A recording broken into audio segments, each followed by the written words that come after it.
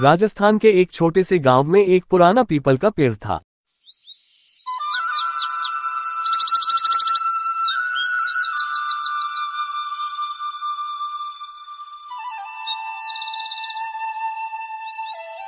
गांव के लोग उन्हें बहुत मानते थे और उनकी हर बात मन से सुना करते थे।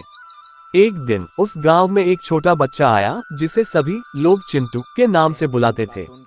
चिंटू की उम्र करीब 15 साल थी और चिंटू अपने माता पिता को बचपन में ही खो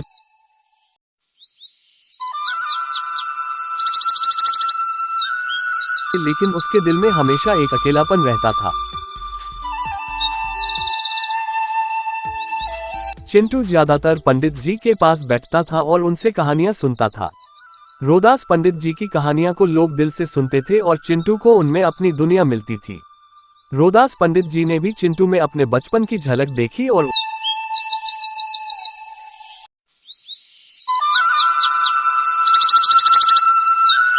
दिन रोदास पंडित जी ने चिंटू से कहा, बेटा, क्या तुम जानते हो कि इस पीपल के पेड़ के नीचे एक खजाने का मटका छुपा हुआ है?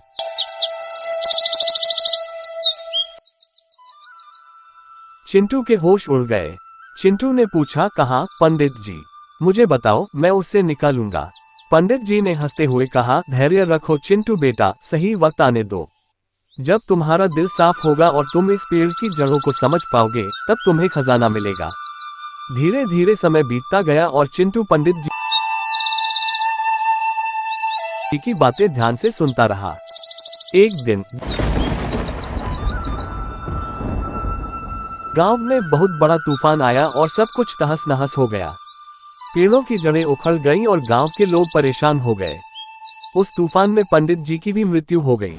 चिंटू का दिल और भी टूट गया, लेकिन उसने पंडित जी की बातें याद रखी। तूफान के बाद गांव वालों उस पीपल के पेड़ की जड़ों को साफ करना शुरू किया। अचानक से चिंटू को कुछ चमकता हुआ दिखाई दिया। उसने देखा कि पीपल के पेड़ की जड़ों के नीचे एक पुराना मटका छुपा हुआ था। उसने उसे खोला और पाया कि उसमें पुराने सोने चांदी के गहने और एक चिट्ठी है। चिट्ठी में लिखा देखा, प्रिय चिंटू, ये खजाना सब तुम्हारे लिए है। इसे तुम संभाल कर रखना और इसे सही तरीके से उपयोग करना। याद रखना, असली खजाना दिल की सच्चाई और प्रेम में है। पंडित जी का यह उत्कृष्ट उदाहरण था। चिंटू की आंखों में आंसू आ गए और वो खजाना गांव के लोगों में बांट दिया और पंडित जी की याद में एक छोटा सा स्कूल बनवाया। वह खुद भी वहां पर मास्टर बन गया और पंडित जी की कहानियां बच्चों को सुनाता था। अब इस तरह पंडित जी और चिंटू का अनमोल रिश्ता जीवन भर के लिए उस गांव मिसाल बन गया। हमें इस कहानी ने गांव के लोगों को ये सिखाया कि असली खजाना हमारे दिलों में होता है और सच्चा प्रेम कभी हार नहीं मानता।